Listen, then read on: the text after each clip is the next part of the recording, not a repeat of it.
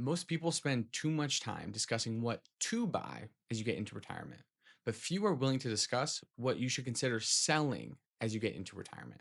So, in this video, I'll share what assets people should consider selling before they retire. I do think that the fifth one is a bit controversial, but I stand by it. If you disagree or agree, feel free to comment and let me know what you think. I'm John, a certified financial planner, owner of AO Wealth. I teach personal finance at a Big Ten university, and I'm the father of the cutest 1 year old baby girl on the planet. I hope you find this information helpful. If so, please subscribe. The first thing you should consider selling as you approach retirement, your home, aka downsizing. If you are an empty nester with family located relatively close to you, that 5 to 6 bedroom home you have may be overkill. No one is going to be spending the night anymore, so those rooms may perpetually sit empty. Downsizing can also be helpful in a few ways financially. It can help reduce your property taxes, it could reduce your insurance costs, it could free up equity in your home to invest, travel, gift, anything that you want. It could reduce the time that you spend cleaning, and it could free you up for more life giving activities like pickleball. Downsizing can also allow for you to get a home that focuses on the things that you really want in a home, such as, let's say, a larger garage to tinker around in or a larger dining room for hosting. Downsizing, though, it's not for everyone. Take my parents, for example. They have 7 kids spread out all around the country. When more than 2 siblings come home at the same time, the house is packed, especially when you add grandkids. The 6 bedrooms they have are filled whenever we visit. So if they downsize to a 3 bedroom home, that could really limit who and how often people come back to visit. And because they value family time so much, downsizing just would not make sense for them. The second asset to sell as you approach retirement, complex investments. There are so many different financial products out there that I, a professional who's in this all the time, even have trouble keeping up with. Many of the complex financial products typically offer some sort of promise of elevated returns or different tax benefits. Here's the catch: they usually don't live up to the hype, and the money is typically stuck in that investment. I see this most often with annuities and REITs, where you can't get out of the product unless you incur a massive fee. I have a client who's approaching retirement, and their previous advisor wanted them to get into some REITs. Then these REITs touted some unique tax benefits. So not only did the products not live up to the promises, but there was no way to get access to the money. None. It was a nightmare for them. And when we eventually were able to get out of it, they said it just wasn't worth the hassle. Underrated in the financial planning space is flexibility, the ability to make decisions with your money when you want to make them. Many people don't think of this until they are ready to make a large financial decision and sadly realize that some of their assets, well, they're tied up and inaccessible without incurring said massive fee. In the investment world, simplicity has also shown to be incredibly advantageous. Here's a chart I made showing how many US asset managers who are trying to pick stocks to beat an index actually accomplished their goal. Over a 20-year period, the number is incredibly low.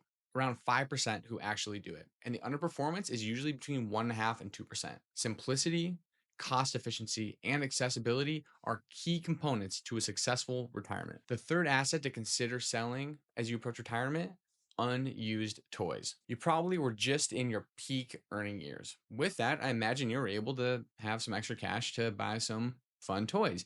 And similar to workout equipment, I bet you don't use them as often as you expected, especially in recent years. If you have any hobby toys sitting idle, you may consider selling them or giving them away to family so they can be enjoyed. Not only will this save you money by not paying insurance, registration, maintenance, and all of those, but it also could provide a lot of enjoyment to the other people who you sold it to. When I was in high school, I worked landscaping for my father. There was a kind older couple who weren't terribly mobile.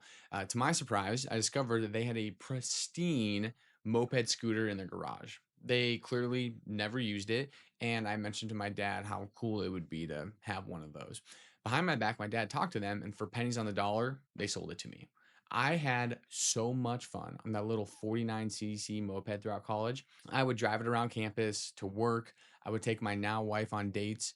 She enjoyed it so much that we actually drove away on it from our wedding. And so, because that couple was willing to part with something they rarely use, I and my loved ones were able to create awesome memories because of it. Really quick, if anything in this video has been helpful, please like or subscribe. The fourth thing to sell as you approach retirement, your investment only financial advisor. So I know this may not be what you expected for the video, but if your current advisor is only doing investment management and not dealing with the other aspects of your financial plan, the ones that truly move the needle, it might be time to sell that advisor and find a new one. Investments are important, don't get me wrong, but there is so much more to one's financial plan, especially as they approach retirement or are in the early years of it. There are financial strategies that moderately wealthy couples in their early retirement years can implement that I have seen save an estimated hundreds of thousands to millions in taxes over the course of their lifetime. I am not being hyperbolic. An easy question to ask your current financial advisor is if they assist with tax planning.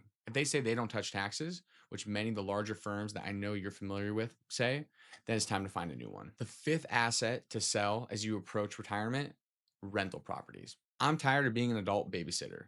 The number of times I've heard clients or prospects tell me this when referring to their rentals is remarkable. Owning rentals sounds great, especially if you happen to have owned them in a time of rapid price expansion, like we've seen in the most recent decade, but they don't come without their own risks.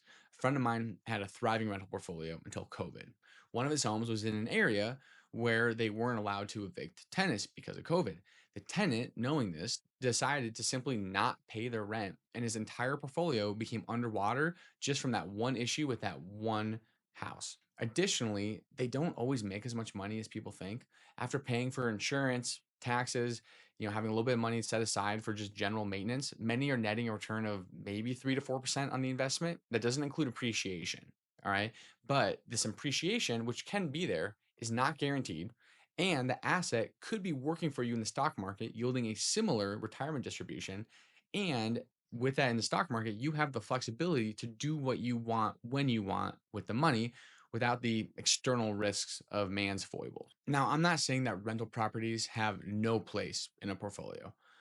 I am simply saying that most retirees I meet with are ready to scrap the hassle and headache that comes with rental properties in order to focus on what gives them joy in retirement. And usually that's not answering the phone at 2 a.m. to hear about an overflow toilet. If you or someone you know wants expert guidance on the retirement plan, including tax planning, feel free to click on the link in the description below. If you haven't, please like and subscribe so that you'll be notified of future videos. Thank you for being here. I appreciate it. I hope you have a good day.